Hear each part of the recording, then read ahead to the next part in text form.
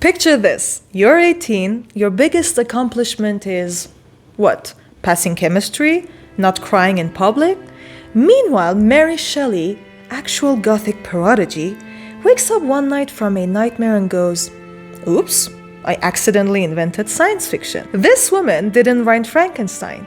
She detonated a cultural nuke. She took trauma, grief, dead babies, wild poets, thunderstorms, and an overall vibe of romantic era toxicity, put it in a blender, and created a whole new genre. She was surrounded by dramatic men, Percy Shelley, Lord Byron, like the 19th century equivalent of problematic influencers. All theatrics, no stability. And in the middle of this emo chaos, Mary delivered one of the greatest novels in human history. Why talk about Mary Shelley today?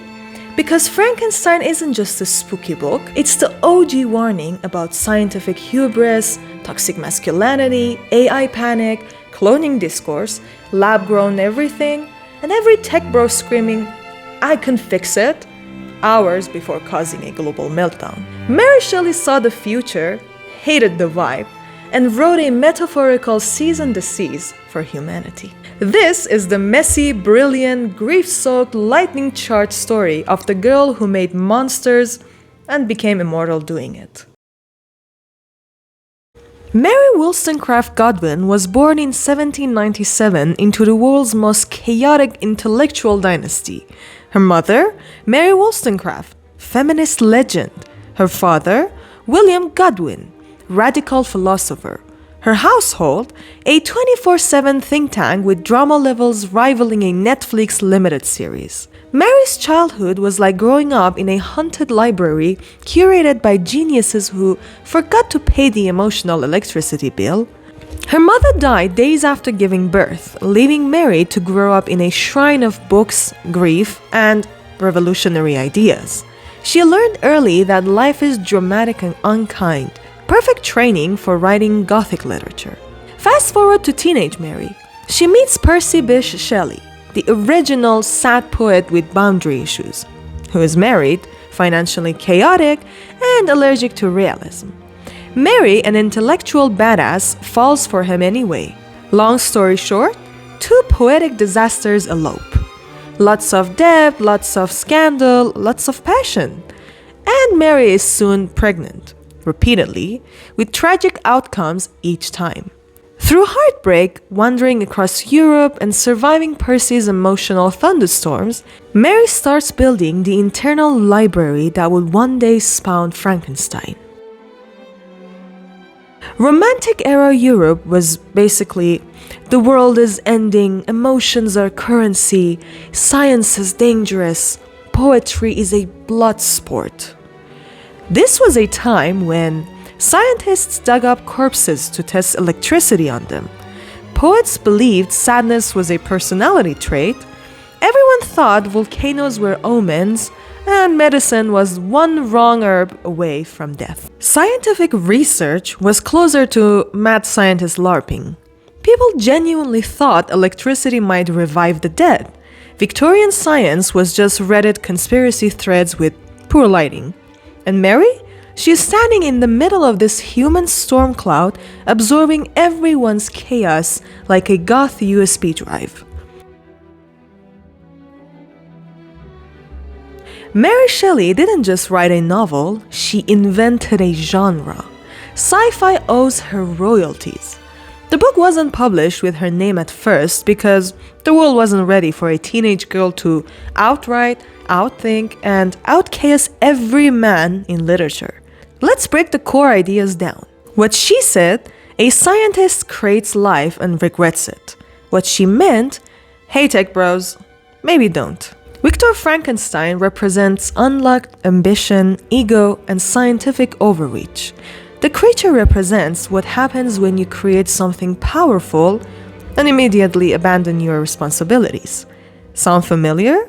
AI, nuclear weapons, bioengineering, social media algorithms, Mary predicted all of it.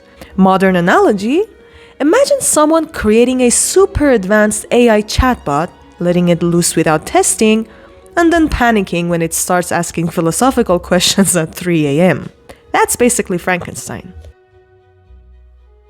Mary Shelley turned personal grief into Gothic fuel. Her babies died, her family fractured, her love life oscillated between poetic heights and absolute tragic lows. Instead of collapsing, she turned trauma into a narrative superpower. Mary's Gothic worldview communicates life is unstable, death is present, beauty and horror are siblings, creation carries consequences, humans can be monstrous without looking like monsters. What she said, the dead do not rest easily. What she meant? Emotional consequences never die, babes.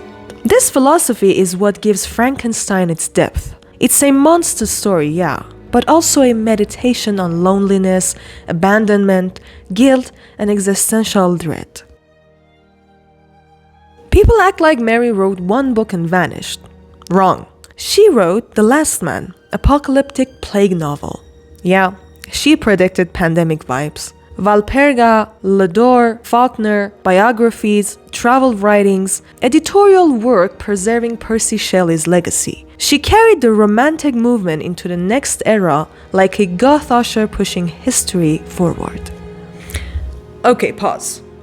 Mary Shelley was literally a teenager when she wrote Frankenstein. When I was a teenager, my biggest fear was someone reading my Google search history. Meanwhile, Mary is out here reinventing literature, predicting the ethics of future science, writing circles around grown philosophical men, living through more tragedy than a Greek myth, and navigating the world's most unhinged friend group. Also, fun fact, the idea for Frankenstein came from a ghost story contest with Byron and Shelley, the chaotic poet Avengers. Everyone else's stories, myth.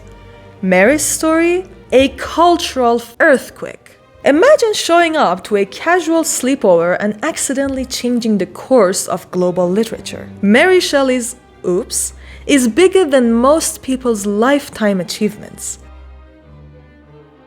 Mary Shelley cracked open the ethics of invention long before invention caught up.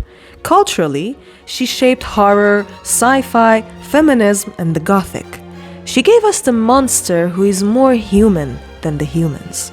Scientifically, her critique of reckless experimentation is used in real ethics discussions today. Medical professionals, AI researchers, geneticists, they all reference Frankenstein because Mary explained moral responsibility better than most modern textbooks. Artistically, she built a narrative template so flexible it spawned more than 200 adaptations, from movies to Halloween costumes to AI think pieces. Socially, she spotlighted themes of exile, fatherlessness, scientific arrogance, outsiderhood, emotional neglect. The creature became a universal metaphor for feeling unwanted in a world you didn't ask to enter. Mary Shelley is in everything modern. AI ethics, Mary. Robotics fears, Mary. Every time a tech CEO says, "We didn't anticipate the consequences," Mary is somewhere whispering, "I did." Think of every modern story about rogue AI, bioengineering, apocalyptic science, humanity turning into its own monster. All of them are playing in Mary Shelley's sandbox. Even emotional culture, therapy, TikTok mental health videos, inner child work echoes the creature's struggle for acceptance. Mary Shelley didn't just write a book, she diagnosed a species. Mary Shelley teaches us something heavy and beautiful. You can come from grief and still create meaning. You can be surrounded by louder people and still outshine them.